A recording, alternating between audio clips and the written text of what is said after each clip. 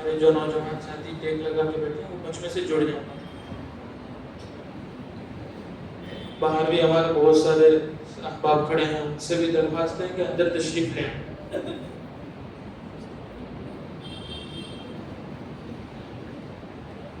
اور بھی جو لوگ پیچھے بیٹھے ہیں ان سے درخواست ہے مجمع سے جڑ جائیں. اب انشاءاللہ بیان شروع ہونے جا رہا ہے.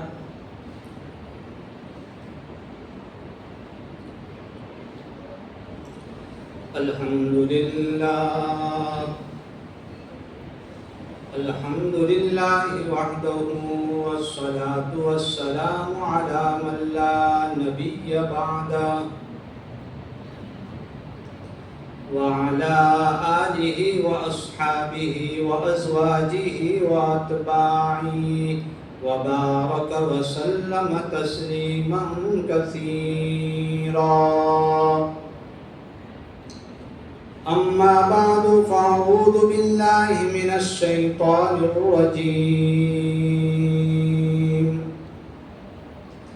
بسم الله الرحمن الرحيم. قل إن كنتم تحبون الله فاتبعوني يحببكم الله. صدقت یا رب العالمین. درود شریف پڑھو. اللهم صل على سيدنا ونبينا ومولانا محمد وعلى آل سيدنا ونبينا ومولانا محمد كما تحب وترضى عدد ما تحب وترضى يا كريم. قابل احترام بزرگوں، دوستوں اور ہماری اسلامی مائیں بہنیں، دو چیزیں جن کو بظاہر جمع نہیں ہونا چاہیے لیکن ہمیں یہ ماننا پڑ رہا ہے کہ یہ دونوں چیزیں ایک ساتھ جمع ہو چکی ہیں. پہلی بات تو یہ ہے کہ مسلمانوں کو محمد الرسول اللہ صلی اللہ علیہ وسلم کے ساتھ محبت ہے،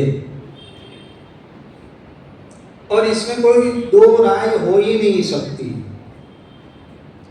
گنہگار سے گنہگار، شرابی، کبابی، بے نمازی، جھوٹ بولنے والا، بے ایمانی کرنے والا، جتنا بھی بڑا گنہگار ہو، اگر وہ مسلمان ہے، اگر وہ اللہ کا کلمہ پڑھتا ہے، اگر وہ نبی کا کلمہ پڑھتا ہے، لا الہ الا اللہ محمد رسول اللہ صلی اللہ علیہ وسلم، اللہ کے سوا کوئی معبود نہیں ہے، اور محمد رسول اللہ صلی اللہ علیہ وسلم اللہ کے آخری نبی اور پیغمبر ہے.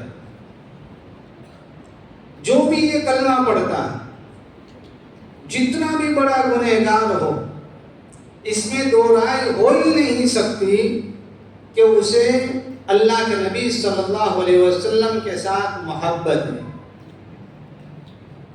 غازی علیم الدین کو پتہ چلا کہ کسی نے رنگیلا رسول کے نام سے ایک کتاب لکھ کر نبی کریم صلی اللہ علیہ وسلم کی شان میں گستاخی کی ہے. اما عائشہ صدیقہ رضی اللہ تعالیٰ عنہا کے اوپر الزام لگائے ہیں، رہا نہیں گیا، قتل کر دیا، موت کے گھاٹ اتار دیا. وکیل تھے بڑے نامچین محمد علی جینا، عدالت کے اندر مقدمہ گیا. غازی علیم الدین شرابی ہیں، ان سے وکیل صاحب نے کہا کہ آپ کے چھوٹنے کا ایک ہی راستہ ہے کہ آپ عدالت میں صرف اتنا کہہ دیں کہ جب میں نے یہ قتل کیا تب میں ہوش میں نہیں تھا. قربان جائیے غازی علیم الدین کی محبت پر کہ غازی علیم الدین کہتے ہیں کہ زندگی میں ایک کام تو ہوش کے اندر کیا ہے، اب میں اسے کیسے کہہ سکتا ہوں کہ وہ میں نے ہوش کے عالم میں نہیں کیا ہے، میں ڈنکے کی چوٹ پر کہتا ہوں کہ میں نے اپنے پورے ہوش و حواس میں یہ قدم اٹھایا ہے اور میں نے پوری بیداری کے ساتھ اس کا قتل کیا ہے۔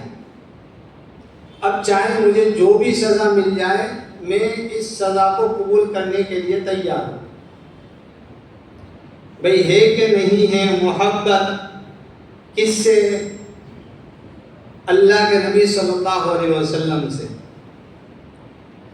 چنگاری اندر ہے اگرچہ دبی ہوئی ہو، ہمارے امی ابو، ہمارے بھائی، ہمارے کوئی بہت بڑے محسن جو بھی ہوں، آپ ذرا تصور کر کے دیکھیں کہ اگر وہ ہمارے سامنے اللہ کے نبی صلی اللہ علیہ وسلم کی شان میں گستاخی کریں تو کیا ہم سے برداشت ہوگا؟ ہو ہی نہیں سکتا۔ تو یہ بات تو یقینی ہے، مانتے ہیں کہ نہیں مانتے ہیں کہ اللہ کے نبی صلی اللہ علیہ وسلم سے ہر مسلمان کو محبت ہے؟ اور ایک دوسری بات ہے جو محبت نبی کے ساتھ جمع تو نہیں ہونی چاہیے، لیکن ہمیں یہ بھی ماننا پڑ رہا ہے کہ وہ بھی جمع ہو گئی ہے۔ نبی کریم صلی اللہ علیہ وسلم سے محبت کے باوجود ہم ہمارے سرکار کے طریقوں سے جی چراتے ہیں، دور بھاگتے ہیں، بلکہ مجھے یہ کہنا پڑ رہا ہے کہ ہم آقا صلی اللہ علیہ وسلم کے طریقوں سے نفرت کرتے ہیں۔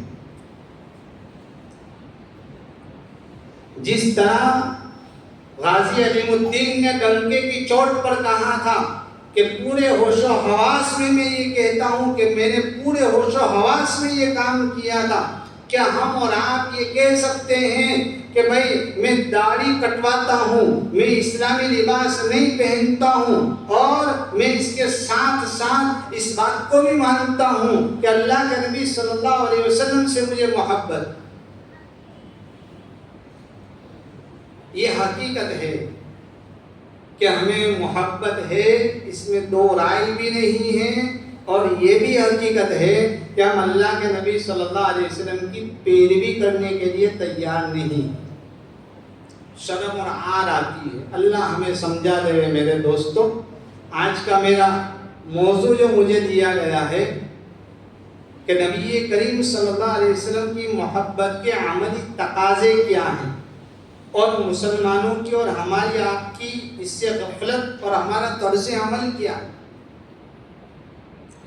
نبی کریم صلی اللہ علیہ وسلم کی محبت اگر کسی کے اندر پائی جا رہی ہو تو اس سے کیا چاہا جا رہا ہے کہ یہ محبت عملی طور پر کیسے ظاہر ہو ہماری زندگی میں۔ بیوی سے ہمیں محبت ہے اور ہم چینک چینک کر کہتے ہیں کہ ہاں مجھے تجھ سے محبت ہے، لیکن بیوی کی ضرورتیں پوری نہیں کرتے، بیوی کے لیے کپڑے نہیں لاتے ہیں، اس کا خرچہ اٹھانے کے لیے تیار نہیں ہے۔ کاہے کی محبت؟ باپ کہتا ہے کہ مجھے اپنے بچے سے اور بیٹے سے محبت ہے، لیکن دوسروں کے سامنے اپنے بچے کو ذلیل کرتا ہے، اپنے بچے کی عزت نہیں کرتا، اس کا جو حق ہے اس کو دینے کے لیے تیار نہیں۔ بیٹا کہتا ہے کہ مجھے اپنے امی ابو سے محبت ہے، لیکن بوڑھے ماں باپ کی خدمت کرنے کے لیے تیار نہیں ہے۔ محبت دلیل چاہتی ہے، محبت یہ چاہتی ہے کہ عملی طور پر اس کو ظاہر کیا جائے کہ ہم حقیقی معنی میں محبت کرتے ہیں۔ محبت کے لیے بہت سی چیزیں اور بہت سی باتیں سامنے آ سکتی ہیں کہ بھئی محبت کا عملی تقاضا کیا ہونا چاہیے۔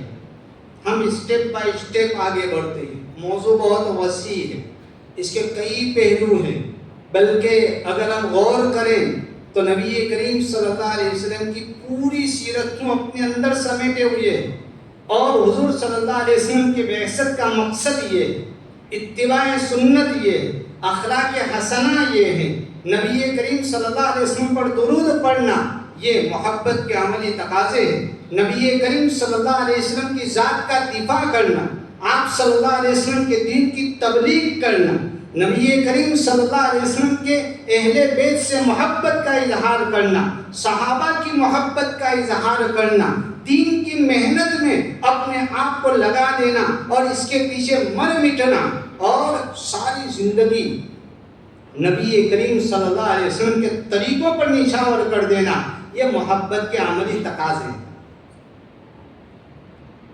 پوری سیرت کو یہ موضوع جو ہے حاوی ہے، لیکن ہم اس کو آہستہ آہستہ سمجھنے کی کوشش کریں گے. سب سے پہلے ہمیں یہ سمجھنا چاہیے کہ بھئی محبت کہتے کسے ہیں. دن رات میں یہ لفظ بہت عام ہو چکا ہے، ہر وقت ہر جگہ ہمیں یہ لفظ سنائی دیتا ہے.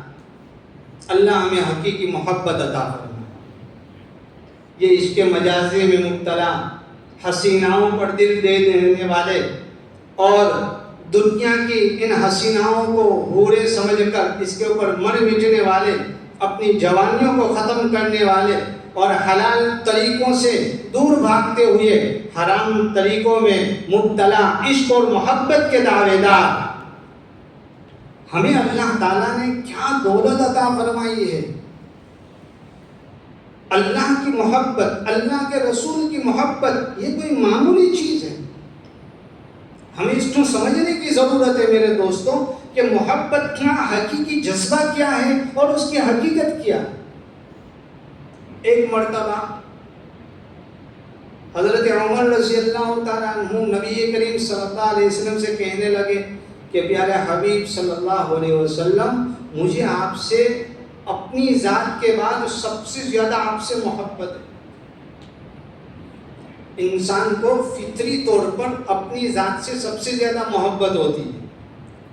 ابھی یہاں جتنے لوگ ہیں، جن لوگوں تک آواز پہنچ رہی ہے، تھوڑی دیر کے لیے سوچیں کہ ہمارے اندر کیا یہ خیال آتا ہے کہ میں سب سے الگ ہوں، مجھے کوئی نہیں سمجھ سکتا، میری تو ایک الگ ہی حیثیت ہے، میری سوچ، میری فکر، میرا معیار سب کچھ الگ لیول کا ہے.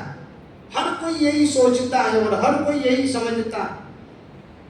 اللہ تعالیٰ نے انسان کے نیچر میں، انسان کی فطرت میں یہ بات رکھ دی ہے کہ انسان خود اپنی ذات سے سب سے زیادہ محبت کرتا ہے،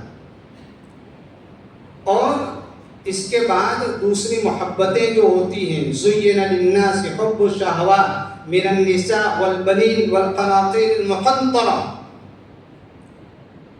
بہت سی چیزیں اللہ تعالیٰ نے مزین کر کے ان کی محبتیں فطری طور پر ہمارے دلوں میں رکھ دی ہیں.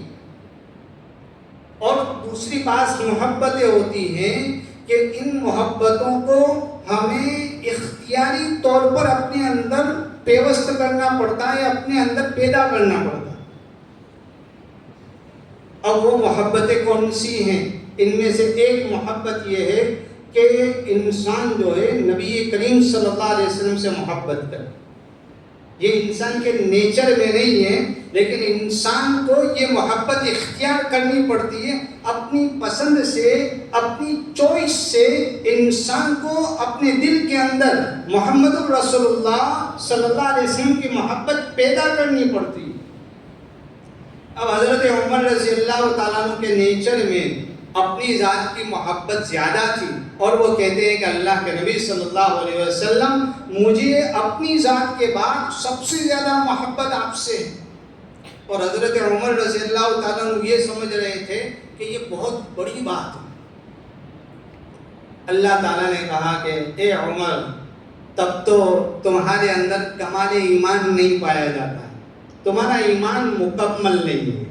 ایمان کی سطح جو ہے ابھی اور لبریز کرنے کی ضرورت ہے، اس کے اندر کمی پائی جاتی ہے.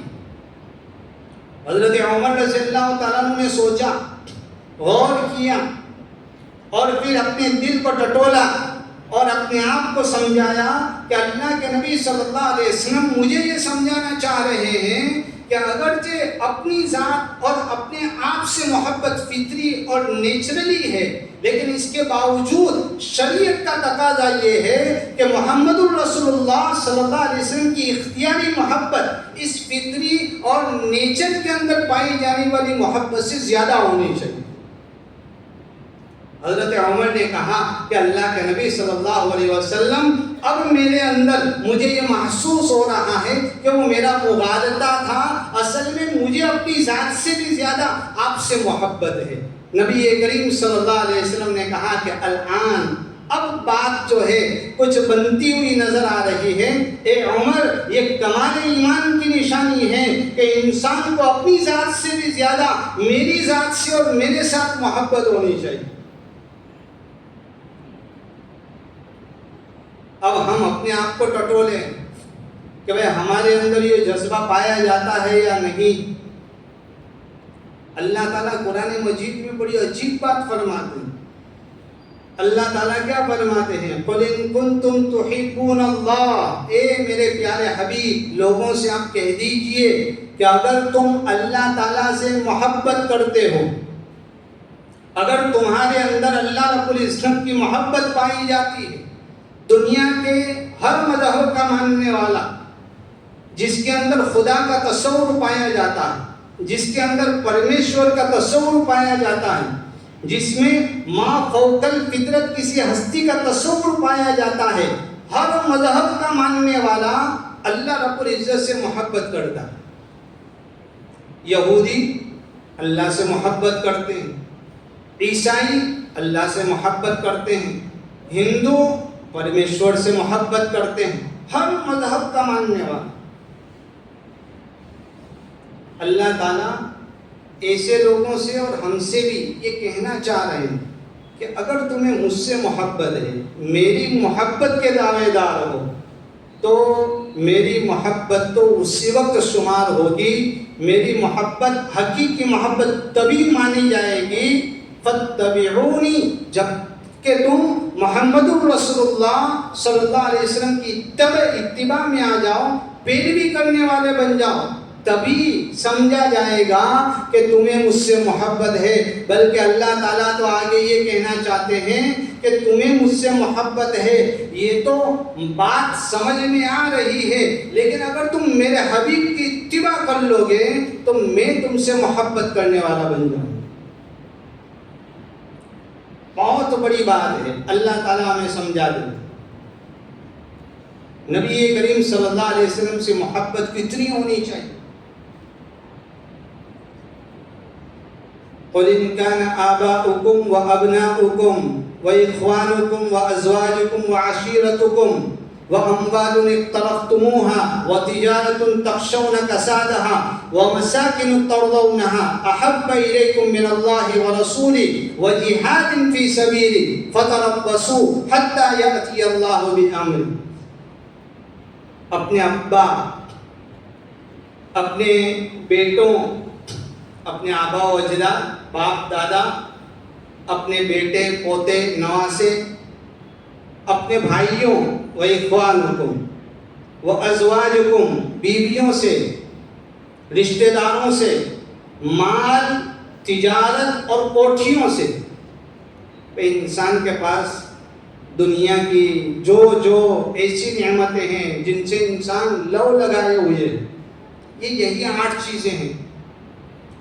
ماں باپ ہیں، بیٹے بیٹیاں ہیں، بھائی بہن ہیں، بیویاں ہیں، رشتہ دار ہیں، اور مال ہے جسے بڑی محنت سے جمع کر کے رکھا ہے، تجارت ہے جس کے مان پڑ جانے کا خطرہ ہمیشہ لگا رہتا ہے، اور یہ خواہش ہوتی رہتی ہے کہ کب تیزی آئے اور کب میرے مال میں اضافہ ہو جائے۔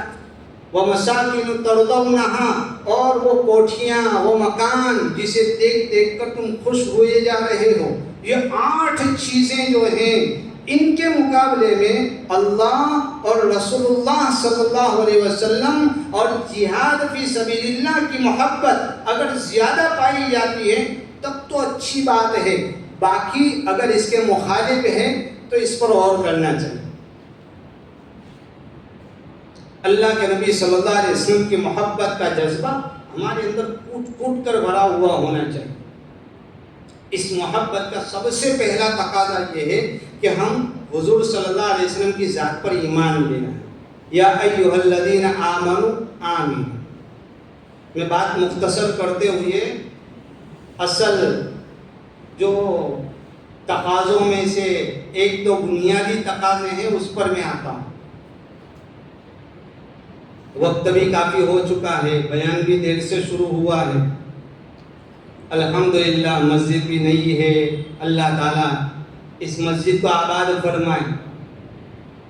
مسجد تو بنانے والے بنا دیتے ہیں، لیکن اس کے آباد کرنے کی فکریں آس پاس رہنے والوں کو کرنی چاہیے.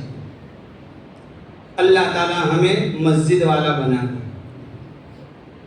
اس مسجد بنانے والے مرحوم کی اللہ تعالیٰ مغفرت فرمائے. بڑے احسانات ہیں ان کے علاقے والوں پر. اللہ تعالیٰ ان کے درجات بلند فرمائے. مجھے ابھی پتہ چلا کہ حاجی عبداللطیف صاحب نے یہ مسجد بنائی تھی.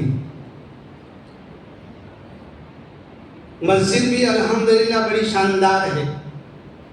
موقع بھی ربیع الاول کا ہے، اور اس مہینے میں نبی کریم صلی اللہ علیہ وسلم کے تذکروں سے ہم دلوں کو بہار میں لانے کی کوششیں کرتے ہیں.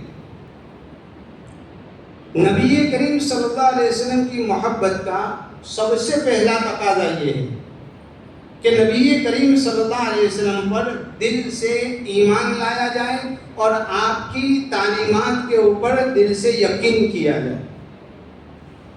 اب ہم یہ تو کہتے ہیں کہ بھئی کلمہ پڑھتے ہیں محمد الرسول اللہ، لیکن نبی کریم صلی اللہ علیہ وسلم کے جو احکامات ہیں ان کے اوپر جو یقین پایا جانا چاہیے وہ یقین آج ہماری زندگیوں میں نہیں پایا جاتا. آپ کو ایک مختصر سے قصے کے ذریعے سے یہ بات سمجھانے کی کوشش کرتا ہوں. حضور صلی اللہ علیہ وسلم نے 11 نکاح کیے. ان میں حضرت خدیجہ الکبریٰ رضی اللہ تعالیٰ عنہا سے 6 اولادیں ہوئی. 4 لڑکیاں اور 2 لڑکے، قاسم اور عبداللہ. اور ایک باندھی تھی حضرت ماریہ قبطیہ رضی اللہ تعالیٰ عنہ. ان سے اللہ کے نبی صلی اللہ علیہ وسلم کے ایک بیٹے ہوئے ابراہیم، تھوڑے بڑے ہوئے. قاسم اور عبداللہ کا انتقال ہو چکا تھا. حضرت ابراہیم کا بھی انتقال ہو گیا. حضرت ماریہ قبطیہ رضی اللہ تعالیٰ عنہ جو ہیں ان کے دل کو بڑا رنج پہنچا، بڑی غمگین رہا کرتی تھی. ایک عرصے بعد اللہ کے نبی صلی اللہ علیہ وسلم نے ان سے کہا کہ ماریہ غم نہ کرو، ہمارا بیٹا ابراہیم جنت کے باغات کے اندر مزے کر رہا ہے اور ٹہل رہا ہے. چلو میں تمہیں دکھاؤں کہ ہمارا بیٹا کس طریقے سے جنت کے باغات میں ٹہل رہا ہے. حضرت ماریہ قبطیہ رضی اللہ تعالیٰ عنہا نے کہا کہ اے اللہ کے نبی صلی اللہ علیہ وسلم مجھے نہیں دیکھنا ہے. آپ کہہ رہے ہیں حقیقت کے اندر ہمارا بچہ ٹہل ہی رہا ہوگا. کسی نے ان سے پوچھا کہ جب اللہ کے نبی صلی اللہ علیہ وسلم آپ سے یہ کہہ رہے ہیں کہ میں آپ کو دکھا دیتا ہوں تو پھر آپ نے کیوں نہیں دیکھا؟ تو حضرت ماریہ فرماتی ہیں کہ اگر میں دیکھ لیتی تو یہ ایمان بالغیب کے مخالف ہوتا. اللہ کے نبی صلی اللہ علیہ وسلم نے فرمایا کہ میرا بیٹا جنت کے باغات کے اندر ٹہل رہا ہے، مزے کر رہا ہے، تو بغیر دیکھے مجھے اس بات کا یقین ہے کہ ایسا ہی ہو رہا ہے. اسے کہتے ہیں ایمان باللسان. ہم اور آپ اپنا دل ٹٹولیں بھائی سچائی میں نجات ہے اور جھوٹ کے اندر بربادی ہے.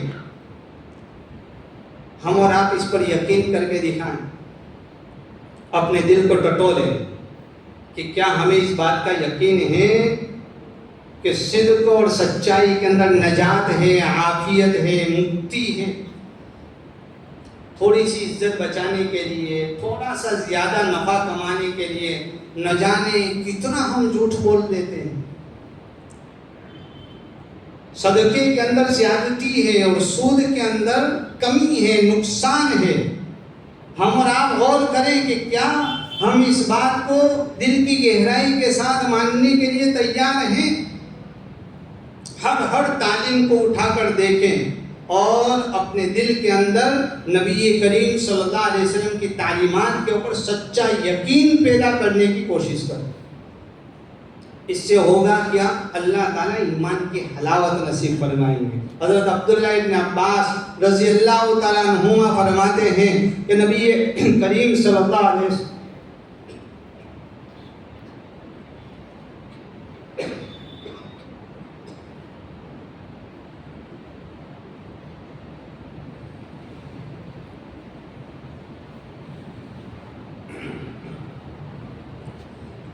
نبی کریم صلی اللہ علیہ وسلم نے فرمایا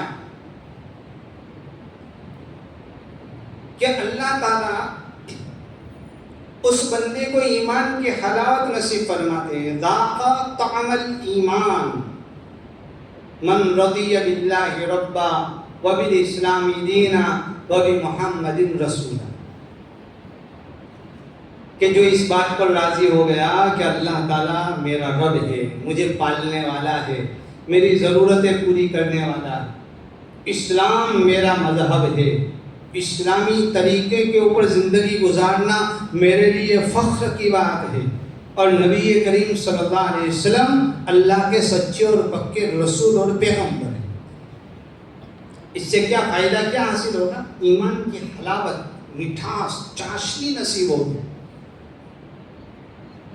دوسرے نمبر پر نبی کریم صلی اللہ علیہ وسلم کی محبت کا عملی تقاضا یہ ہے کہ ہم اللہ کے نبی صلی اللہ علیہ وسلم کی عظمت کو اپنے دلوں کے اندر بٹھائیں. وَتُعَزِّرُوهُ وَتُوَقِّرُوهُ وَتُسَبِّحُوهُ بُكْرَةً وَأَصِيلًا. صحابہ کرام آپ صلی اللہ علیہ وسلم کی بڑی تعظیم کرتے تھے.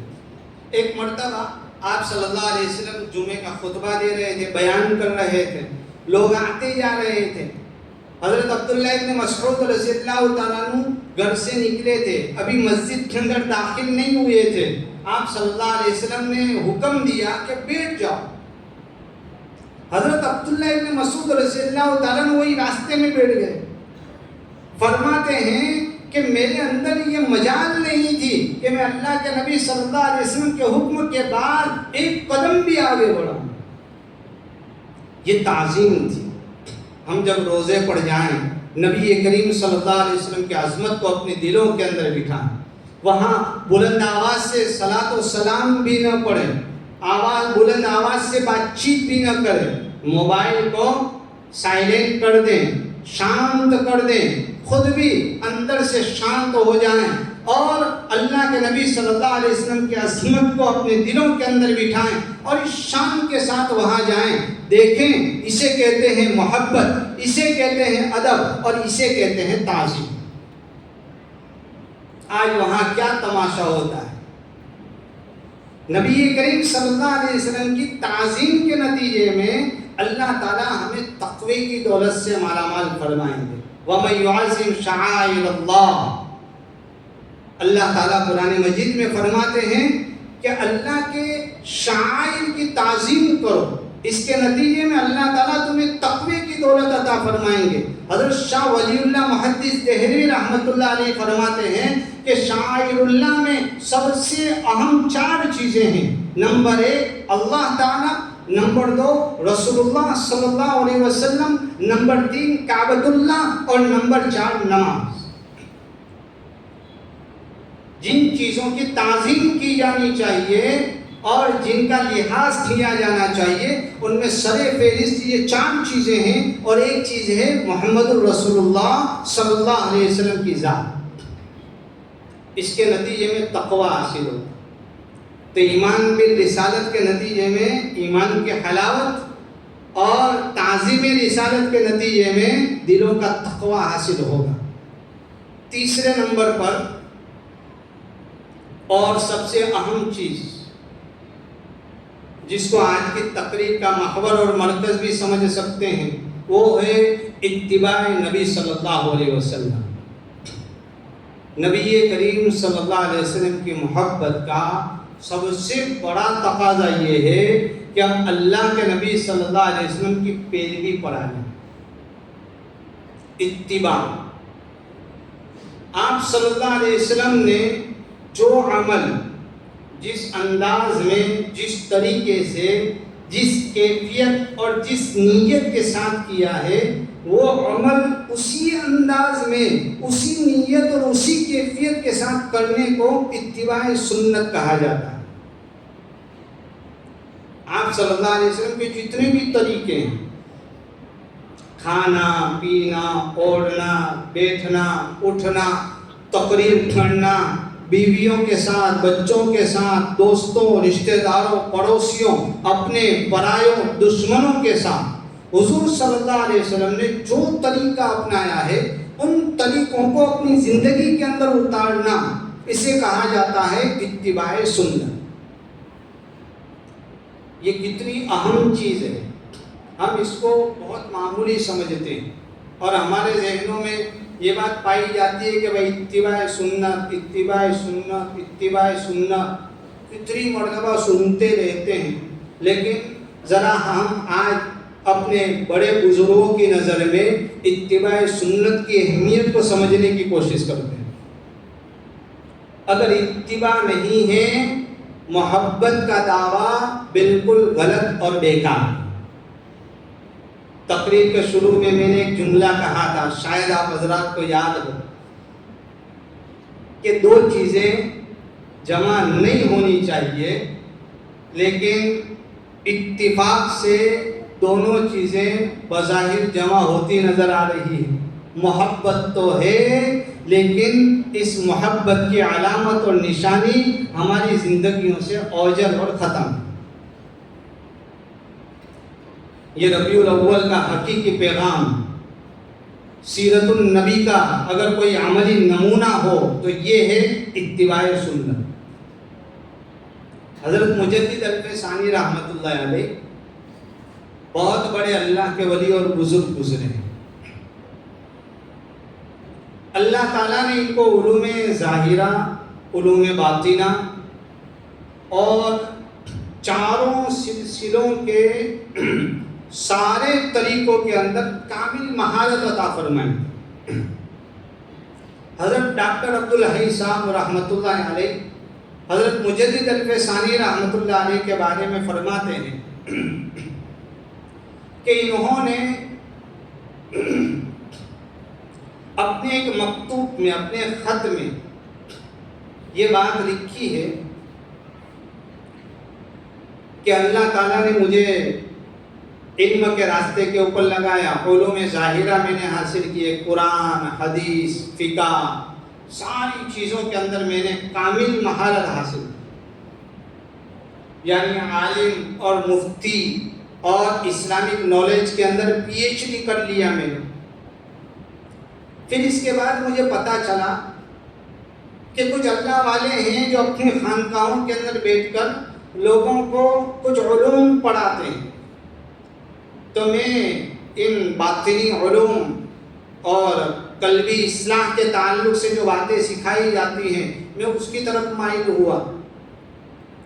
میں اس کے اندر بھی کامل مہارت حاصل کر کے فارغ ہو گیا.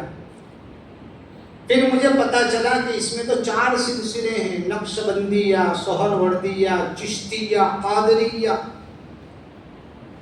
میں ان 4 سلسلوں کے بزرگوں کے پاس گیا اور مہینوں کے مجاہدوں کے بعد 4 سلسلوں کے اندر بھی میں نے مہارت حاصل کر لی. حتیٰ کہ اللہ تعالیٰ نے مجھے یہ مقام عطا فرمایا کہ نبی کریم صلی اللہ علیہ وسلم خود تشریف لائے اور مجھے خلعت پہنائے. اس کے باوجود میں نے باطنی علوم کے اور مدارج طے کیے. باطنی علوم اور روحانی اعتبار سے اپنی روح کو بلندی پر پہنچانے کے لیے میں نے اور مجاہدے کیے اور محنتیں کی, اور میں ایسے ایسے مقام تک پہنچا ہوں. پڑھنے والے اور سننے والے سمجھتے ہوں گے کہ میں بڑی بڑی باتیں کر رہا ہوں, لیکن یہ حقیقت ہے کہ میں ان مقامات تک پہنچا ہوں کہ اگر ان مقامات کا میں تذکرہ کرنے لگ جاؤں تو فقہا کہیں گے کہ یہ کافر ہو گیا, صوفیہ کہیں گے کہ یہ زندیق ہو گیا, ان مقامات تک اللہ تعالیٰ نے مجھے پہنچا. پھر فرماتے ہیں کہ ان سارے علوم اور سارے مقامات کو طے کرنے کے بعد آخر میں اس نتیجے پر پہنچا ہوں کہ ان ساری چیزوں کا خلاصہ اگر کوئی چیز ہے تو وہ ہے نبی کریم صلی اللہ علیہ وسلم کے طریقوں کی اتباع اور پیروی. اگر کوئی انسان کھانے کے بعد ہاتھ دھوتے ہوئے یہ سوچ رہا ہے کہ پیارے حبیب صلی اللہ علیہ وسلم کھانے کے بعد ہاتھ دھویا کرتے تھے اور یہ محمد رسول اللہ صلی اللہ علیہ وسلم کی سنت اور آپ صلی اللہ علیہ وسلم کا طریقہ ہے، تو یہ علوم باطنیہ کی کئی چیزوں سے کئی گنا بہتر ہے. اس وقت اللہ تعالیٰ کا جو قرب اور اللہ تعالیٰ کی نزدیکی بندے کو حاصل ہوتی ہے وہ کسی اور چیز کے اندر اللہ تعالیٰ نے نہیں رکھی. اس لیے کہ اگر کوئی بندہ اللہ اللہ کرے گا، ہو سکتا ہے کہ دل میں ریا پیدا ہو جائے، ہو سکتا ہے کہ لوگوں کو دکھلانے کا جذبہ اس کے اندر پیدا ہو جائے، نہ جانے کون سے جذبات پیدا ہو جائیں. لیکن اگر کوئی بندہ محمد رسول اللہ صلی اللہ علیہ وسلم کا طریقہ اپنا رہا ہے، اس کے اندر غلطی کا کوئی امکان نہیں ہے اور اس میں کوئی شبہ نہیں ہے کہ اللہ کے نزدیک یہ قبول نہیں ہوگا.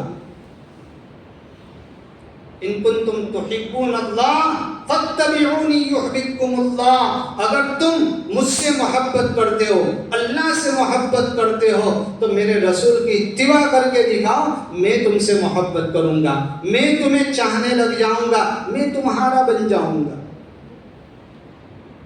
ہمارے حضرت اقدس مفتی احمد صاحب خانپوری دامت برکاتہم اس موقع پر محمود غزنوی کا اور ان کی باندی کا قصہ سنایا کرتے تھے کہ محمود غزنوی نے ایک مرتبہ اعلان کر دیا کہ اس دربار کے اندر جو بندہ یا جو بندی جس چیز کے اوپر ہاتھ رکھ لے وہ چیز اس کی ہو جائے گی. سب ہر چیز کے اوپر ہاتھ رکھنے لگے اور باندی جو پیچھے کھڑی تھی اس نے جناب محمود غزنوی کے کندھے پر ہاتھ رکھ دیا. پوچھا کہ تو کسی چیز کے اوپر ہاتھ کیوں نہیں رکھتی ہے؟ سب قیمتی جواہر موتی کو ہاتھ میں لیے بیٹھے ہیں. باندی نے کہا کہ حضرت آپ نے کہا تھا کہ دربار کی کسی بھی چیز کو ہاتھ لگا لو وہ چیز تمہاری ہو جائے گی. اس دربار میں آپ بھی موجود ہیں، آپ میرے ہو گئے تو یہ ساری چیزیں میری ہیں، ساری حکومت میری ہو جائے گی. اگر اللہ ہمارے بن جائیں، اللہ ہمیں یہ کہہ دیں کہ بھئی میں تجھ سے محبت کرتا ہوں، اس سے بڑی کیا چیز ہو سکتی. ہمارے بزرگوں نے اتباع سنت کے تعلق سے وہ باتیں بیان فرمائی ہیں کہ اگر آپ اس کو غور سے سنیں تو آپ کے کان پھٹ جائیں گے اور آپ یہ سوچنے لگ جائیں گے کہ کیا ولایت کا راستہ اپنانے کے لیے، اللہ کا قرب حاصل کرنے کے لیے، اللہ سے تعلق مضبوط کرنے کے لیے راستہ اتنا آسان ہے. مجھے تو آج تک اس کا کوئی علم نہیں تھا. میں تو سمجھتا تھا کہ چلے کاٹنے پڑیں گے، راتوں کو جاگنا پڑے گا، عشاء کے وضو سے فجر کی نماز 40 سال تک پڑھنی پڑے گی اور نہ جانے کتنے قرآن پڑھنے پڑیں گے، کتنے مجاہدے کرنے پڑیں گے. پہلے زمانے میں اصلاح کے لیے الگ الگ طریقے اپنائے جاتے تھے. خواجہ حضرت عبد القدوس گنگوئی رحمۃ اللہ علیہ، گنگو جو یو پی کے اندر ایک گاؤں ہے، بڑا مشہور ہے، اللہ والوں کے وہاں کئی دیہات ہیں. ان سرزمینوں کا دورہ کرنا چاہیے. مکہ جائیے، مدینہ تشریف لے جائیے اور مسوری اور مہابلیشور کے بجائے دیوبند اور اس کے اطراف میں گھومیے. دیکھیے کہ کیسے اللہ والے وہاں زمین کے نیچے مدفون ہیں، انہوں نے ہمیں کیا کیا ہے. پہلے زمانے کے اندر تربیت کے الگ الگ انداز تھے. تو یہ جو حضرت عبد القدوس گنگوئی رحمۃ اللہ علیہ جو تھے، ان کے بیٹے انہوں نے حضرت کی زندگی میں کوئی دھیان نہیں دیا، لیکن جب حضرت کا انتقال ہو گیا تو امی نے کہا کہ بیٹا اپنی حالت کے اوپر غور تو کر، کیا دولت تیرے ابا کے پاس تھی؟ ساری دنیا یہ دولت لے لے کر اپنے علاقوں کے اندر دولت تقسیم کر رہی ہے اور تو ہی محروم رہ گیا۔ دل پر ٹھیس لگی۔ اللہ ہمارے دلوں پر بھی ٹھیس لگا دے۔ وہ ایک شرابی، لیکن آپ صلی اللہ علیہ وسلم کی تعریف میں اشعار بڑے اچھے کہا کرتا تھا۔ دوسرے شاعر کو ان کے اشعار بڑے پسند آئے، ملاقات کے لیے گئے، دیکھا کہ وہ آئینے میں دیکھتے ہوئے داڑھی مونڈ رہے تھے، اپنے چہرے کو چھیل رہے تھے۔ اب انہوں نے دیکھا تو کہا کہ خواجہ آپ داڑھی مونڈ رہے ہیں، اپنے چہرے کو چھیل رہے ہیں۔ تو انہوں نے کہا کہ بھئی میں تو اپنی داڑھی چھیل رہا ہوں، اپنے گالوں کو چھیل رہا ہوں، کسی کا دل تو نہیں توڑ رہا ہوں۔ یعنی کسی کا دل توڑنا بہت بڑا گناہ ہے۔ وہ آنے والے شاعر صاحب نے کہا کہ خواجہ آپ کسی اور کا دل تو نہیں چھیل رہے ہیں، لیکن یہ جو داڑھی آپ چھیل رہے ہیں اس کی وجہ سے محمد الرسول اللہ صلی اللہ علیہ وسلم کا سینہ چھلنی ہو رہا۔ ہمارے نوجوان پینٹ شرٹ اور نہ جانے ویسٹرن کلچر کے کیسے دیوانے نظر آتے ہیں۔ ہماری بہو بیٹیاں بچیاں ان فیشنیبل طریقوں کی دیوانی نظر آتی ہیں۔ ہمیں چاہیے کہ ہم اپنا شعار اپنائیں، اپنا لباس اپنائیں اور کرتے پاجامے کے اندر ملبوس ہو کر اپنی شان کو لوگوں کے سامنے ظاہر کریں۔ عبد القدوس گنگوئی رحمۃ اللہ علیہ کے بیٹے جو تھے ان کا دل چھلنی ہو گیا، دل پر ٹھیس لگی۔ گئے معلوم کیا کہ بھئی حضرت کے خلفاء میں سے کون کون ہیں۔ بلخ کے اندر بہت سب سے بڑے خلیفہ تھے، کہا کہ وہاں جاؤں گا، ہزاروں میل کے فاصلے پر۔ وہاں گئے، جب بلخ کے شیخ کو پتہ چلا کہ ہمارے شیخ کے صاحبزادے آ رہے ہیں، ان کا استقبال کیا گیا، پکوان بنائے گئے، دعوتیں ہو رہی ہے، پارٹیاں چل رہی ہیں۔ فارغ ہو گئے تو انہوں نے کہا کہ حضرت میرے آنے کا مقصد یہ ہے کہ جو دولت آپ گنگوہ سے لے کر یہاں آئے ہیں ہمارے گھر کی دولت ہے، میں چاہتا ہوں کہ وہ دولت مجھے واپس مل جائے، مجھے بھی آپ جیسا بنا دیجیے۔ کہا کہ پھر تو مجاہدہ کرنا پڑے گا۔ ساری دعوتیں ختم، ساری شاہی ٹھاٹھ باٹھ جو ہیں وہ ختم ہو گئے، اور کہا کہ یہاں آنے جانے والے جتنے لوگ ہیں، جس جگہ حمام ہے جہاں وضو کرتے ہیں، پانی لیتے ہیں، اس کا پانی گرم کرنے کے لیے آپ کو وہاں بیٹھنا۔ اب کہاں شہزادہ، شیخ کا بیٹا، لیکن اصلاح کے لیے آئے تھے، وہاں بیٹھ گئے۔ کئی دن گزر گئے، یہ لکڑیاں جلا رہے ہیں، لوگوں کی خدمتیں کر رہے ہیں۔ ایک عرصہ گزر گیا۔ ایک مرتبہ حضرت شیخ نے سوچا کہ چلو ذرا آزمائش کرتے ہیں۔ ایک جمعدارنی تھی صفائی کرنے والی، اس سے کہا کہ کوڑا کرکٹ لے کر ان کے قریب سے گزرنا اور پھر غور کرنا کہ وہ کیا کہتے ہیں۔ وہ ان کے قریب سے گزری، غصے میں آ گئے کہ تو ایک جمعدارنی ہو کر میرے قریب سے گزر رہی ہے کوڑا کرکٹ لے کر، اگر گنگو ہوتا تو میں بتاتا کہ تیری کیا مزہ ہے۔ وہ گئی، حضرت شیخ سے کہا، تو حضرت شیخ نے کہا کہ ابھی بھی صاحبزادگی جو ہے اندر پائی جاتی ہے، اندر اچھالے مار رہا ہے، تکبر، غرور۔ چند دنوں کے بعد اب کہا کہ اب ان کے قریب سے گزرو، لیکن اس بار تھوڑا کچرا ان کے اوپر بھی گرا دینا اور دیکھنا کہ کیا تاثر ہے۔ اور وہ جمعدارنی قریب سے گزری اور ذرا ٹھیس لگنے کا بہانہ کر کے کچرا ان کے اوپر بھی گرا دیا۔ اب اس بار انہوں نے زبان سے کچھ نہیں کہا، لیکن غصے سے یوں دیکھنے لگے۔ حضرت شیخ نے کہا کہ تبدیلی آ رہی ہے۔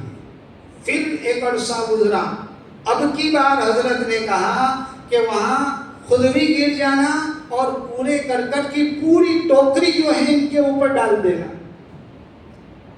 وہ گئی، اور وہاں اس نے پوری ٹوکری ان کے اوپر ڈال دی اور خود وہاں گر گئی. پھر حضرت شیخ کو آ کر بتلایا کہ اس بار تو چمتکار ہو گیا. وہ غصے بھی نہیں ہوئے, تیز آنکھوں سے دیکھا بھی نہیں, بلکہ وہ تو مجھے پوچھنے لگے کہ آپ کو کچھ لگی تو نہیں. کہا کہ اب تبدیلی آئی ہے. پھر حضرت نے ان کے ذکر و اذکار شروع کیے. پھر جب کمال پیدا ہوا تو گنگوہ میں گئے اور وہاں جا کر اپنے ابا کی مسند پر بیٹھ کر لوگوں کی اصلاح کا کام کیا. لیکن اب وہ زمانہ نہیں رہا ہے کہ بھئی آپ سے چلے کٹوائے جائیں, مجاہدے کروائے جائیں. اللہ تعالیٰ نے ہمارے بزرگوں کو یہ فراست عطا فرمائی. حضرت حاجی امداد اللہ مہاجر مکی رحمۃ اللہ علیہ پورے عالم نہیں تھے, لیکن اللہ تعالیٰ نے وہ فراست عطا فرمائی. انہوں نے زمانے کے مزاج کو سمجھتے ہوئے سارے سلسلوں کے جتنے بھی مجاہدے کے راستے تھے اور جتنے بھی مقامات اور مدارج تھے, ان سب کے خلاصے کے طور پر اتباع سنت کو سب سے زیادہ اہمیت دیتے ہوئے اپنے مریدین کو اس بات کی طرف آمادہ کیا کہ ان ساری چیزوں کا ماصل اتباع سنت ہے. لہذا آپ دیکھیں کہ حاجی امداد اللہ مہاجر مکی رحمۃ اللہ علیہ کے سلسلے کے اندر ان اعمال کے اوپر زیادہ توجہ دی جاتی ہے کہ ہم نبی کریم صلی اللہ علیہ وسلم کے طریقوں پر زیادہ سے زیادہ کس طرح آ جائیں. اس کے بعد حضرت کے خلفاء نے اس چیز کو بہت آگے بڑھایا. ذرا گہری بات ہے, اللہ تعالیٰ ہم سب کو سمجھا دے. اتباع سنت کے تعلق سے ہمارے اکابر کے اندر وہ جذبات پائے جاتے تھے اور صحابہ کرام کے اندر وہ جذبات پائے جاتے تھے کہ ہم اس کا تصور نہیں کر سکتے. ایک صحابی تھے, اللہ کے نبی صلی اللہ علیہ وسلم نے ان کے سامنے ایک بات کہی کہ کبھی کسی سے کوئی چیز مانگنا مت. اب یہ صحابی نے اس بات کو پکڑ لیا, گانٹھ باندھ لی کہ میں کبھی کسی سے کچھ نہیں مانگوں گا. نہ بیوی سے پانی مانگتے ہیں, نہ گھر والوں سے کھانا مانگتے ہیں, اپنے کام خود کرنا شروع کر دیا. حتیٰ کہ اگر یہ اونٹ پر جا رہے ہیں اور ان کے ہاتھ سے اگر چابک گر گئی تو یہ خود اونٹ کو بٹھاتے ہیں, چابک لے کر واپس اونٹ کے اوپر بیٹھتے ہیں, پھر اونٹ کو کھڑا کر کے پھر آگے بڑھتے ہیں. اونٹ کو بٹھانا بہت بڑی محنت کا کام ہے, ٹائم بھی بہت لگتا ہے. اور آج کل تو ہم شارٹ کٹ میں ہیں کہ بھائی فٹافٹ سب کام ہو جانے چاہیے. چل پانی لا, چل کھانا بنا, چل کپڑے لگا, چل یہ کر, چل وہ کر. رابعہ بصریہ اللہ تعالیٰ نے ان کو ولایت کے مقام تک پہنچایا تھا. ان کے ابا جو تھے خواجہ اسماعیل غریب آدمی تھے, لیکن بہت بڑے ولایت کے مقام تک پہنچے ہوئے تھے. انہوں نے بھی ارادہ کر لیا تھا کہ میں کبھی کسی سے کچھ نہیں مانگوں گا. ایک میں چھوٹی چھوٹی سنتیں بتا رہا ہوں. آپ صلی اللہ علیہ وسلم رات کے آخری پہر میں اٹھ کر قرآن مجید پڑھتے ہوئے اپنے پاؤں کو سوجا دیا کرتے تھے اور گھنٹوں تک نمازوں میں کھڑے رہتے تھے. وہ تو بڑی بڑی سنتیں. چھوٹی چھوٹی سنتوں کے بدلے میں اللہ تعالیٰ کیا عطا فرماتے ہیں, ہم اس پر غور کریں اور پھر آہستہ آہستہ اپنے آپ کو سنتوں سے سجانے کی کوشش کریں. انہوں نے عہد کر لیا کہ میں کبھی کسی سے کچھ نہیں مانگوں گا. کریں گے, ایک مرتبہ کر کے دیکھیں, گھروں میں شانتی آ جائے گی. بیوی کہے گی کہ اتنا بڑا چینج, اب مولانا کو بار بار بلاؤ ویراول سے. لیکن پھر کبھی عورتوں پر بیان کریں گے تو کہیں گے کہ نہیں, یہ مولانا تو بولتے ہی رہتے ہیں, خاموش ہی نہیں ہوتے ہیں. کر کے دیکھیں میرے دوستو, اپنے کام خود کر کے دیکھیں. آپ دیکھیں گھر کے اندر ماحول کس طرح چینج ہوتا ہے, کس طرح تبدیلی آ جاتی ہے, آپ تصور نہیں کریں گے. اور اگر سنت کے جذبے کے ساتھ اس کو کیا کہ اللہ کے نبی صلی اللہ علیہ وسلم نے یہ حکم دیا تھا, تو یہ عمل کرتے ہوئے اللہ کا جو قرب اور نزدیکی حاصل ہوگی اس کا بھی آپ تصور نہیں کر سکتے. ان کی والدہ ان کی اہلیہ حاملہ تھی، بچہ ہونے کے قریب ہے. اب ایسے موقع پر روشنی کی ضرورت پڑتی ہے. دایا جو ہے بچے کی پیدائش کے عمل میں لگی ہوئی ہے. گھر میں تیل نہیں ہے کہ چراغ جلایا جائے. بیوی نے حضرت سے کہا کہ قریب میں پڑوس سے تیل مانگ کر لے آئیے، گھاسلیٹ مانگ لیجیے تاکہ کچھ روشنی ہو جائے، دیا جل جائے. اب یہ باہر گئے، اپنے آپ سے عہد کیا ہے کہ کسی سے کوئی چیز کبھی مانگوں گا نہیں، اور یہاں بیوی سے وعدہ بھی کیا ہے کہ میں پڑوس میں جا کر ہو کر آتا ہوں. تو پڑوس میں گئے، کنڈی کو ہلکے سے کھٹکھٹایا کہ اندر آواز نہ جائے، اور پھر آ کر کہا کہ بھائی پڑوسی کا دروازہ میں نے کھٹکھٹایا لیکن اس نے کھولا نہیں. بچی کی پیدائش ہو گئی. حضرت رابعہ بصریہ رحمت اللہ علیہ، رات کا وقت ہے، آدھی رات ہو گئی، کسی نے دروازہ کھٹکھٹایا. یہ پریشان کہ کیا ہو گیا. دروازہ کھولا، باہر دیکھا کہ بڑا لشکر ان کے گھر کے باہر کھڑا، اور کوئی بندہ شاہی لباس کے اندر اپنے جسم کے اوپر پوٹلی لیے ہوئے حضرت کے دروازے کے سامنے کھڑا. کہا کہ آپ خواجہ اسماعیل ہیں؟ کہا کہ ہاں میں ہی خواجہ اسماعیل ہوں. کہا کہ میں اس ملک کا بادشاہ ہوں. حضرت گھبرا گئے کہ بھئی کیا مسئلہ ہو گیا. کہنے لگے کہ گھبرانے کی ضرورت نہیں ہے، مجھے اللہ کے نبی صلی اللہ علیہ وسلم کے خواب میں زیارت ہوئی. روزانہ میرا معمول یہ ہے کہ میں ایک دن میں 3000 مرتبہ درود شریف پڑھا کرتا ہوں، اور روزانہ رات کو سونے سے پہلے 3000 درود شریف کا نذرانہ نبی کریم صلی اللہ علیہ وسلم کی خدمت میں پیش کرتا ہوں. آج میری آنکھ لگ گئی، تھک گیا تھا، نیند آ گئی، درود شریف کا نذرانہ پیش کرنا رہ گیا. اللہ کے نبی صلی اللہ علیہ وسلم خواب میں آئے، کہا کہ تجھ سے آج غلطی ہو گئی، اس کی سزا یہ ہے کہ 3000 سونے کے سکے اور دینار لے کر خواجہ اسماعیل کے گھر پہ جاؤ. میرا ایک امتی ضرورت مند ہے، اور اس کی خدمت میں جا کر یہ سونے کے سکے پیش کرو. بادشاہ کھڑا ہو گیا، خوشی کا عالم، دوڑے بھاگے خزانے کے پاس گیا. خزانچی سے کہا کہ دروازہ کھولو. دروازہ کھولا گیا. اپنے ہاتھ سے 3000 سونے کے سکے بادشاہ نے گنے. خدام کہتے ہیں کہ حضرت میں گن دوں، ہم کر دیتے ہیں، کیا کام ہے، آپ آرڈر کریں، آپ ہمیں فرمائیں. کہا کہ نہیں، میرے آقا نے مجھے حکم دیا ہے. خود اپنے ہاتھ سے سونے کے سکے گنے، بوری کے اندر ڈالا اور اپنے کندھے کے اوپر ڈالا. خادموں نے کہا کہ بادشاہ سلام، یہ کیسی گستاخی ہو جائے گی، آپ بوریاں اٹھا کر خادموں کی طرح آگے آگے چلیں اور ہم آپ کے پیچھے پیچھے. کہا کہ میرے نبی نے محبت سے اور مجھے یہ حکم دیا ہے، میں کسی اور کو اس کے اندر شریک نہیں کروں گا. خواجہ صاحب کے قدموں میں گر گئے، سونے کے سکے لیے، اور کہا کہ آج آپ کی برکت سے اللہ کے نبی صلی اللہ علیہ وسلم کی پہلی مرتبہ زیارت ہوئی. اللہ تعالی ہمیں اتباع سنت کی دولت سے نواز دے.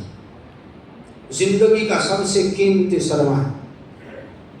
باتیں تو اس پر بہت کہنا چاہتا ہوں، بہت تفصیلی باتیں ہیں. اتباع سنت کے 7 درجے بھی ہیں، اگر اس پر تفصیل کی جائے تو علم کے نئے نئے دروازے بھی کھلیں گے، عمل کے پہلو بھی ہمارے سامنے آئیں گے. مختصراً کہہ دیتا ہوں، حضرت مجدد الفسانی رحمۃ اللہ علیہ نے اتباع سنت کے 7 درجے بیان کیے. نمبر 1، جس میں ظاہر سے ہونے والے جتنے بھی اعمال ہیں سارے کے سارے نبی کریم صلی اللہ علیہ وسلم کے طریقے کے مطابق ہو جائیں.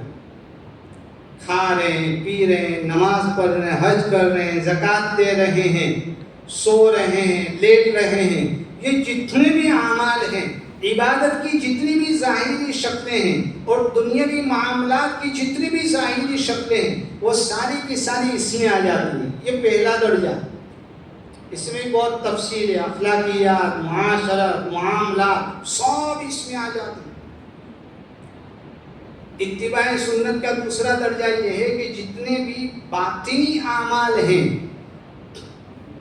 وہ نبی کریم صلی اللہ علیہ وسلم کے طریقے کے مطابق ہو جائیں۔ اس میں بھی بڑی تفصیلات ہیں، انابت اللہ، اللہ کی طرف رجوع ہے، ایمان ہے، اسلام ہے،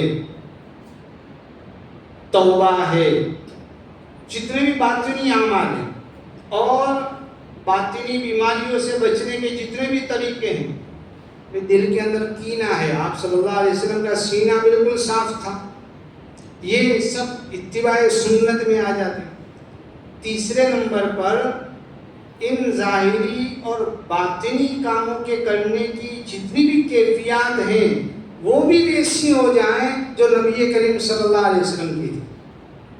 اتباع سنت کے اگلے 4 درجے جو صوفیاء کرام کے یہاں بہت اہمیت کے ساتھ بتائے جاتے ہیں، پتہ نہیں سمجھ میں آئے یا نہ آئے، کہ انسان جو ہے نفس امارہ سے نفس مطمئنہ تک پہنچ جائے۔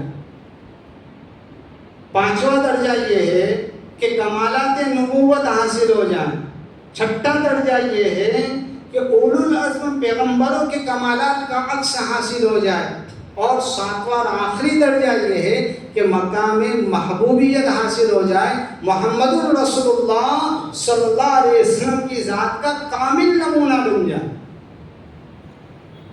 اللہ تعالی ہمیں اتباع سنت کی توفیق عطا فرمائے۔ آخر میں ایک عملی تقاضا یہ ہے کہ اللہ کے نبی صلی اللہ علیہ وسلم پر کثرت سے درود پڑھا۔ آج جمعہ کی رات بھی ہے، ہمارے یہاں اس کا اہتمام نہیں ہوتا۔ درود شریف ایک ایسا عمل ہے، ایک ایسا اکیلا عمل ہے کہ جو بندہ بھی کرتا ہے اور اللہ تعالیٰ بھی کرتے ہیں۔ ان اللہ و ملائکتہ یصلون علی النبی، اللہ بھی درود بھیجتے ہیں اور بندوں کو بھی کہا گیا ہے کہ آپ بھی میرے حبیب کے اوپر درود پڑھیں۔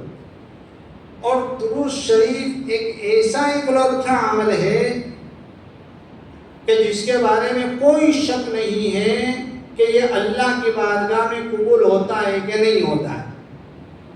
یقینی طور پر درود شریف قبول ہو کر ہی لیتا ہے، یعنی اس میں دوسرا دروازہ ہے ہی نہیں۔ نماز پڑھی، ہم دعا کرتے ہیں ربنا تقبل منا، اے اللہ اسے قبول فرما۔ حضرت ابراہیم نے کعبہ بنایا، اللہ تعالیٰ سے دعا کی کہ اللہ اسے قبول فرما۔ حضرت مریم حضرت حنہ کے گھر میں پیدا ہوئی، دعا کی کہ اللہ اسے قبول فرما۔ قبولیت بڑی اونچی چیز ہے، لیکن درود شریف کے اندر قبولیت مل کر ہی رہتی ہے۔ ایک درود شریف پڑھنے کے نتیجے میں 10 گناہ معاف ہوتے ہیں، 10 رحمتیں نازل ہوتی ہیں، 10 درجات بلند ہوا کرتے ہیں، اور جنت کے اندر اللہ تعالیٰ 10 درجے عطا فرماتے ہیں۔ 40 نعمتیں ایک مرتبہ درود شریف پڑھنے کے نتیجے میں حاصل ہوتی ہیں۔ ایک مرتبہ حضرت مفتی محمود صاحب باردولی دعوت برکاتہم اپنے بیان کے اندر فرماتے ہیں کہ ایک بستی والی عورتوں اور مردوں نے یہ ارادہ کیا کہ ہم آج اللہ کے نبی صلی اللہ علیہ وسلم کی بارگاہ میں 1,00,000 درود شریف کا نذرانہ پیش کریں۔ اب سب نے مل جل کر تعداد طے کی کہ تم اتنے پڑھنا، ہم اتنے پڑھیں گے۔ دوسرے دن اللہ کے نبی صلی اللہ علیہ وسلم کی طرف سے ساری بستی والوں کے لیے مبارکبادی آئی کہ تمہارے لیے مبارکباد ہو کہ تم نے میرے اوپر اتنے درود بھیجے۔ آج ہم عہد کریں اور ارادہ کریں کہ بھئی ہم بھی اتنا درود پڑھیں گے کہ اللہ تعالیٰ کی طرف سے ہمارے لیے بھی نبی کریم صلی اللہ علیہ وسلم کی طرف سے مبارکبادی آ جائے۔ پڑھنا چاہیے کم سے کم تعداد جو ہے درود شریف کی یہ 300 مرتبہ، یا انسان جو ہے 1000 مرتبہ پڑھے، اور اگر زیادہ سے زیادہ پڑھنا چاہتے ہو تو 3000 مرتبہ پڑھے۔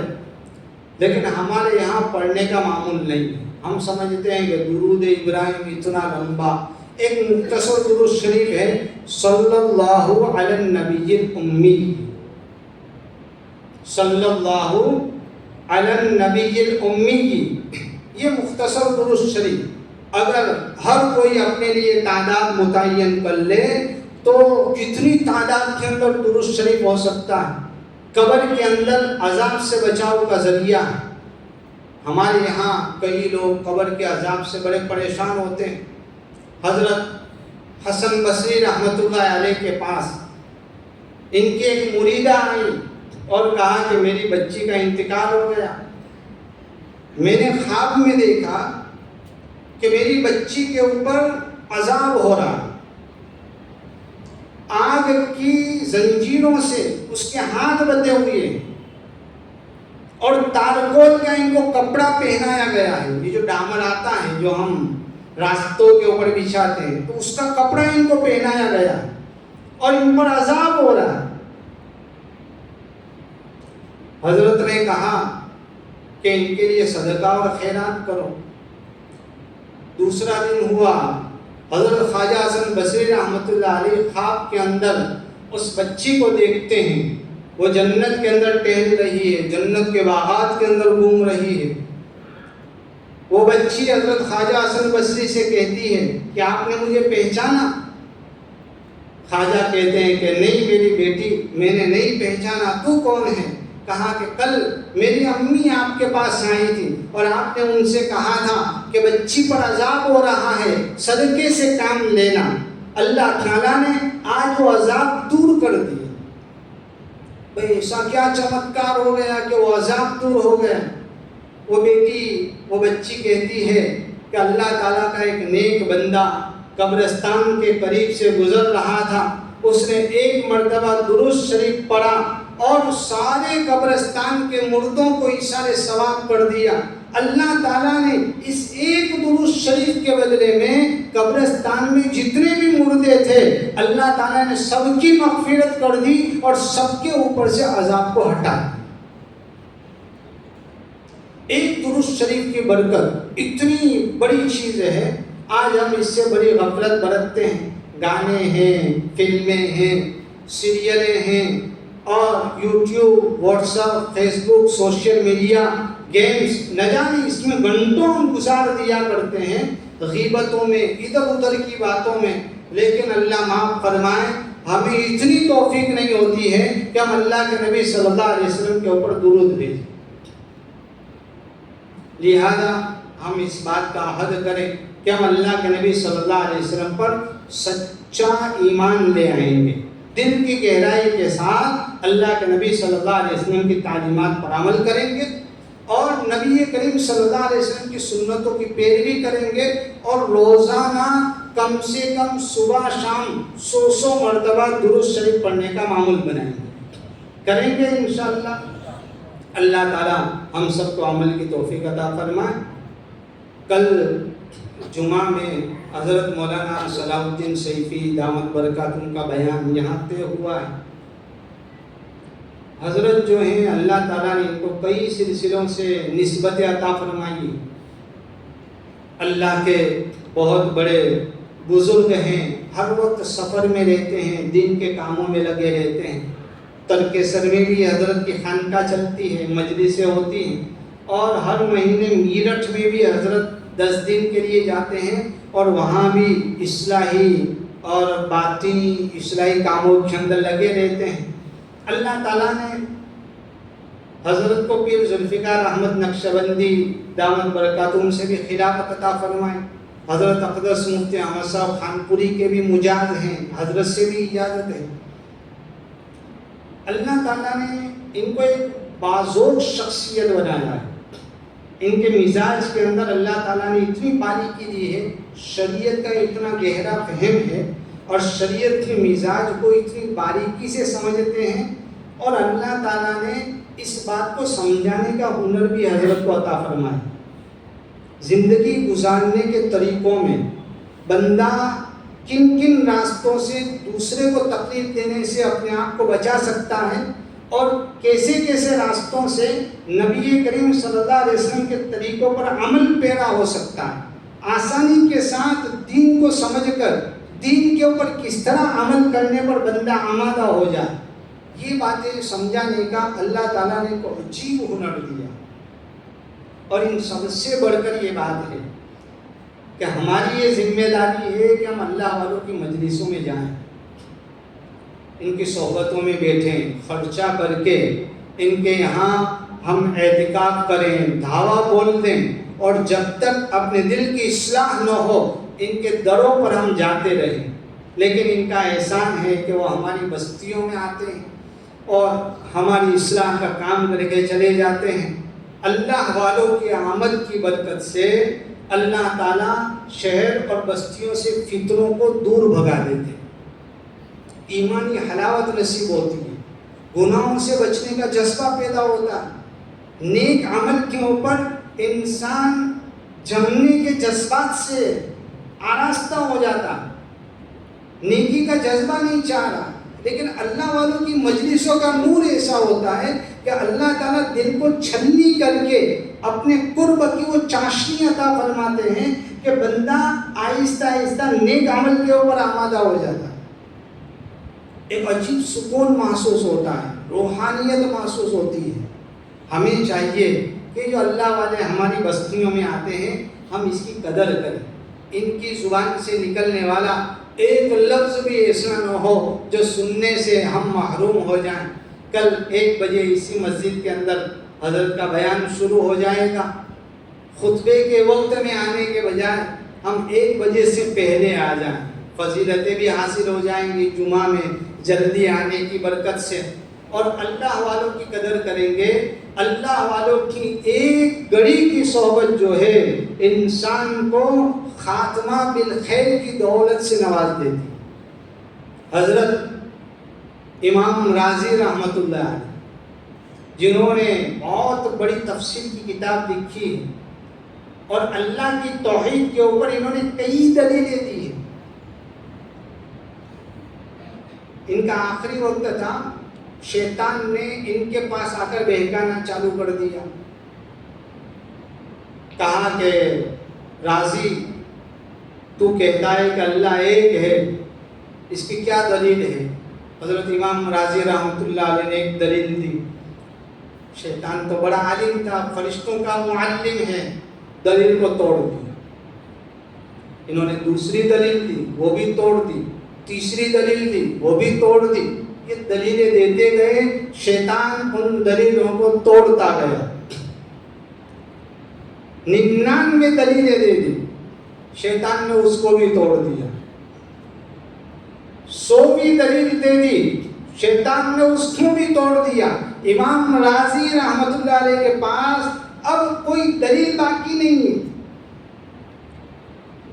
ابھی جاتے جاتے اتنا بڑا مفسر کہیں ایمان سے محروم نہ ہو جائے، اتنے میں ایک مرتبہ زندگی میں وہ ایک اللہ کے ولی کے پاس گئے تھے اور کسی سچے اور صادق بندے کے پاس انہوں نے ہاتھ دیا تھا اور ان کی صحبت میں بیٹھے تھے۔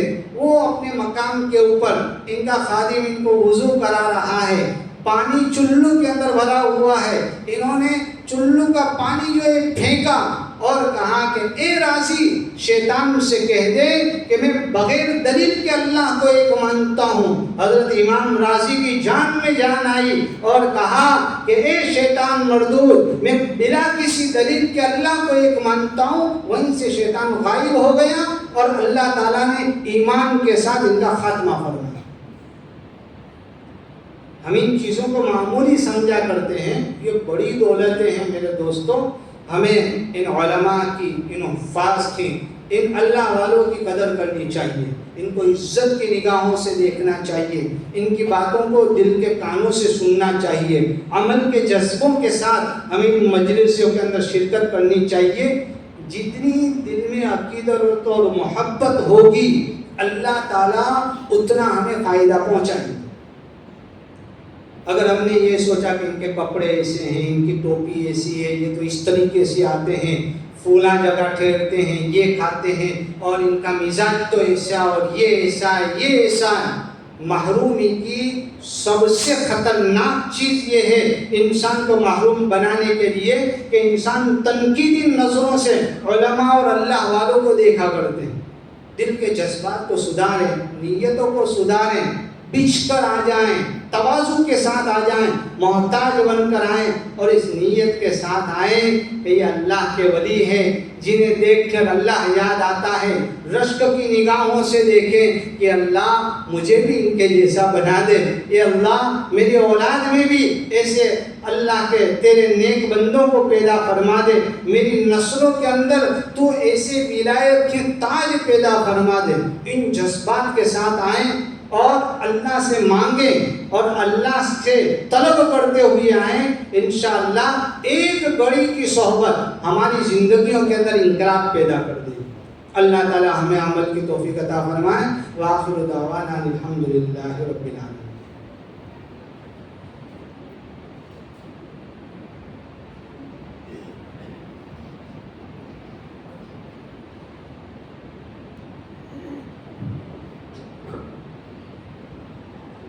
آئندہ کل خطبہ 1:35 کو ہوگا۔ حضرت کا بیان 1 بجے شروع ہو کر 1:30 کو ختم ہو جائے گا۔ 5 منٹ سنتوں کی ملے گی، اور 1:35 کو فٹ انشاءاللہ جو ہے خطبہ شروع ہو جائے گا۔ یہ صرف کل کے جمعہ کے لیے ہیں۔ اور اس کے علاوہ کے 2 اعلانات یہ ہیں کہ ہماری اسی سلسلے کی اگلی کڑی پرسوں مفتی عتیق صاحب بروڑوی دامت برکاتہم کی ہیں، جن کا بیان انشاءاللہ قصبہ جماعت خانے کے اندر ہوگا۔ وہاں پر بھی جو ہے مستورات کے لیے انتظام کیا گیا ہے۔ یہاں پر بھی کل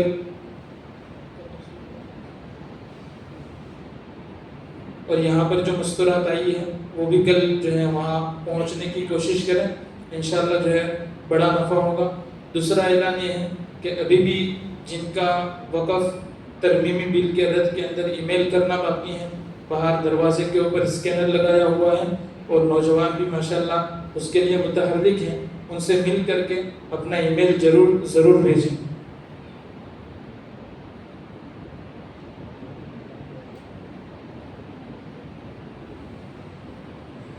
اور ہمارے یہاں آنے والے تمام مہمانوں کے لیے جو ہے ٹھنڈے کا انتظام کیا گیا ہے، وہ یہاں سے جاتے ہوئے پی کر جائیں۔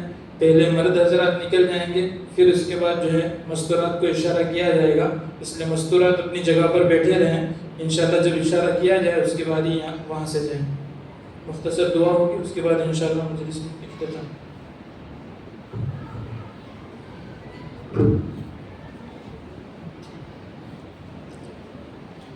یہ جو مسلم پرسنل بورڈ کی طرف سے لنک اور QR کوڈ چلایا گیا ہے، اس کی اہمیت کو بہت زیادہ سمجھیے، اس کو معمولی مت سمجھیے۔ یہ زندگی اور موت کا مسئلہ ہے۔ ہندوستان کے اندر ہمارے جتنے بھی دینی مدارس، مکاتب، مسجدیں، قبرستان، درگاہیں ہیں، ان کی حفاظت کا مسئلہ ہے۔ اور صرف ہم نے اپنے موبائل سے QR کوڈ اسکین کر کے نام لکھ کر بھیج دیا، اسی کو کافی نہ سمجھیں۔ ہمارے بیوی، بچے، رشتہ دار، دوست، احباب جو ہندوستانی ہیں اور دنیا کے کسی بھی مقام پر رہتے ہیں، ہماری یہ فکر ہونی چاہیے کہ میری فون کی لسٹ کے اندر جتنے بھی نام ہیں، ان میں سے ہر ایک کو میں کال کر کے نام لے کر ان کو فکر دلاؤں اور ان کو اپنی رائے دینے کے اوپر آمادہ کروں۔ انشاءاللہ ایسا کریں گے تو اللہ نے چاہا تو یہ 1.5 کروڑ کی جگہ 15 کروڑ ایک دن میں ہو سکتے ہیں۔ تعداد بڑھتی جا رہی ہے۔ پچھلی جمعہ سے پہلے بالکل نیچے ڈبل آنکڑے تک بھی نہیں پہنچی تھی۔ جمعہ کے بعد جمپ لگا اور 3 گنا 24 لاکھ۔ پھر محنت چلی، فکریں پیدا ہوئی، 50 تک پہنچا۔ ٹارگیٹ یہ تھا کہ 1 کروڑ ہو جائے۔ اللہ تعالیٰ نے آج کے دن میں 1 کروڑ سے زیادہ 1.5 کروڑ تک پہنچا دیا۔ یہی اب صدا چلائی جا رہی ہے کہ اب اپنا تو ہو گیا ہے، اب دوسروں کا کیسے ہو جائے، اور ہماری فون لسٹ میں، ہمارے تعلقات میں جتنے بھی ہوں ان کی طرف سے کس طریقے سے ہو جائے، اس کی فکریں کرنی ہے۔ تو ہمیں اس کے لیے آج سے کوشش کرنی ہے. آج آخری دن ہے, ابھی 15-20 منٹ ہی باقی ہے. کل کا دن ہے, ابھی کل کا دن بھی ہے. ابھی ہمارے پاس 24 گھنٹے ہاتھ میں ہیں. اس کی فکر کر لیں, یہ وقت واپس نہیں آئے گا. لمحوں نے خطا کی, صدیوں نے سزا پائی. پہلے سے ہم غلطیاں اور خطائیں کرتے آ رہے ہیں اور اب بھی خواب خرگوش میں مدہوش ہیں. فکر کر لیں میرے دوستوں, اللہ تعالیٰ کیا پتہ اس کے بدلے میں ہمیں کیا نعمت سے نواز دے. اس فکر کے بدلے میں اللہ تعالیٰ ہم سب کو توفیق عطا فرمائے. درود شریف پڑھ لیں.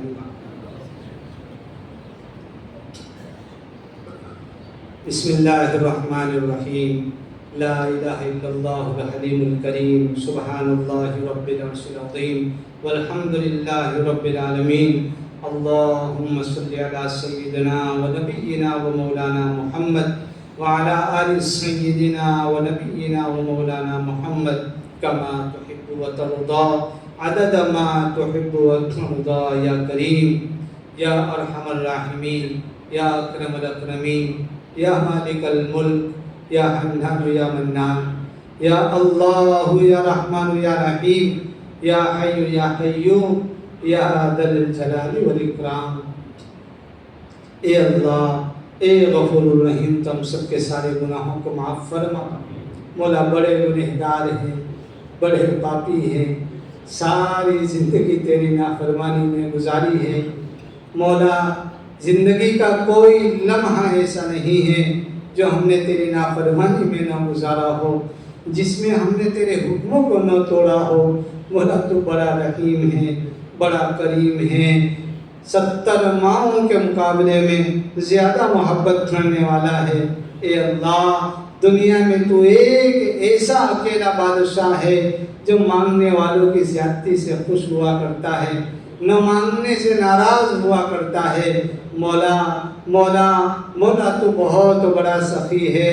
اے 70 ماؤں سے زیادہ اپنے بندوں سے محبت کرنے والے, اے خالی جولیوں کو بڑھ دینے والے اللہ, اے ٹوٹے دلوں کو تسلی دینے والے اللہ, ہم سب کے سارے گناہوں کو محض اپنے فضل و کرم سے معاف فرما. اے اللہ, گناہوں کی نفرت اور نیکیوں کی رغبت پیدا فرما. نبی کریم صلی اللہ علیہ وسلم کے ہمارے اوپر بڑے احسانات ہیں. مولا ہم نے بڑی ناقدری کی ہے. آپ صلی اللہ علیہ وسلم کی سنت کے نور سے ہمارے دلوں کو منور فرما, سنت کی محبت عطا فرما, نبی کریم صلی اللہ علیہ وسلم کے حقیقی محبت عطا فرما. اے اللہ, اپنے ذکر کی حلاوت نصیب فرما, اپنی محبت کا جام پلا دے, اپنے عشق کی گرمی سے ہمارے دلوں کو گرما دے. اے اللہ, ہماری بوٹی بوٹی سے اپنا ذکر جاری فرما. اے اللہ, ہمارے روئیں روئیں سے اپنا ذکر جاری فرما. مولا ایمان کی حلاوت نصیب فرما, اپنی رضامندی کا پروانہ صاف فرما. اے اللہ, یہ جو مجمع تیرے سامنے ہاتھ پھیلائے ہوئے بیٹھا ہے, مولا ان میں سے ہر کوئی ضرورت مند ہے, ہر کوئی پریشان ہے, ہر کوئی مصیبت میں مبتلا ہے. مولا بندوں کے سامنے کہہ بھی نہیں سکتے, خود اندر ہی اندر سے بھی نہیں سکتے. انک علیم بذات الصدور. اے اللہ, تو دلوں کے حال سے واقف ہے. مولا ہر ایک کی پریشانی کو ختم فرما, مصیبتوں کو دور فرما. اے اللہ, اے اللہ, ہماری جتنی بھی جائز ضرورتیں اور تمنائیں ہیں, اپنے خزانے غیب سے اس کی کفالت کے فیصلے فرما. مہنگائی مندی کو دور فرما. اے اللہ, اے اللہ, ہمیں, ہمارے بیوی بچوں اور ہمارے رشتہ داروں کو نماز کا اہتمام کرنے کی توفیق عطا فرما. اللہ, نماز کی برکات سے ہمارے گھروں کو آباد کر دے. اللہ, ہماری نسلوں کو نمازی بنا دے. اے اللہ, اے اللہ, یہ مجمع یہاں ہندوستان کا رہنے والا 21ویں صدی کا, اے اللہ, مصیبت زدہ ہے, پریشان حال ہے. اللہ, ملک کے اندر حالات بڑے سنگین ہیں. اللہ, مسلمان ہمت ہارتے جا رہے ہیں, لیکن مولا تجھ سے امیدیں قائم ہیں. ہم مایوس نہیں ہیں مولا, ہم ڈرے ہوئے نہیں ہیں, لیکن مولا اندر ہی اندر اندیشے ہمیں کھائے جا رہے ہیں. اللہ, راتوں کی نیندیں اڑی جا رہی ہے. مولا, رحم کا معاملہ فرما. اللہ کرم کا معاملہ فرما، اللہ اس ملک کے مسلمانوں کے اوپر رحم کا معاملہ فرما، مسلمانوں کی مدد اور نصرت فرما، اے اللہ محبت عام فرما، نفرتوں کو ختم فرما، دل تیری انگلیوں کے درمیان میں ہے مولا، تو اسے پلٹ سکتا ہے مولا، نفرتوں کو محبتوں میں بدل دے، اللہ انسانیت اور مانوتا کی ہوائیں چلا دے، سکھ شانتی راحت چین سکون اور اطمینان یہ اللہ اس ملک سے ختم ہو چکا ہے مولا، اس ملک کے اوپر رحمت کی نظر ڈال دے، ہدایت کی ہوائیں چلا دے، اے اللہ تیرے نہ ماننے والوں کو اے اللہ تیرے سامنے جھکنے کی توفیق عطا فرما، اے اللہ ہدایت عطا فرما، اے اللہ یہ جو کولینار کے اندر علماء کرام حفاظ کرام مجلس قائم کر کے اے اللہ تیرا دین کا نام روشن کرنے کی کوششوں میں لگے ہوئے ہیں مولا، ان کی مدد فرما، ان کے حوصلوں کو بلندی عطا فرما، اللہ رکاوٹوں کو ختم فرما، اسباب مہیا فرما، اللہ دین کی خدمت کے اوپر جمنے کی توفیق عطا فرما، اللہ علاقے کے لوگوں کو ان کی طرف مائل فرما، ان کے لیے دلوں کو کھول دے، اے اللہ تعاون اور نصرت کے دروازے کھول دے، اے اللہ ہدایت کی ہوائیں چلا دے، فتنوں کو ختم فرما، اے اللہ تیری مدد کے محتاج ہیں، آج تک جب بھی تجھ سے مانگا مولا کبھی تو نے محروم نہیں فرمایا، آج بھی آئندہ بھی کبھی ہمیں محروم نہ فرما، ہماری دعاؤں کو اپنے فضل و کرم حبیب پاک صلی اللہ علیہ وسلم کے صدقے تو فعل میں قبول اور منظور فرما، یا رب صلی وسلم دائما ابدا علی حبیبک خیر الخلق کلہم برحمتک یا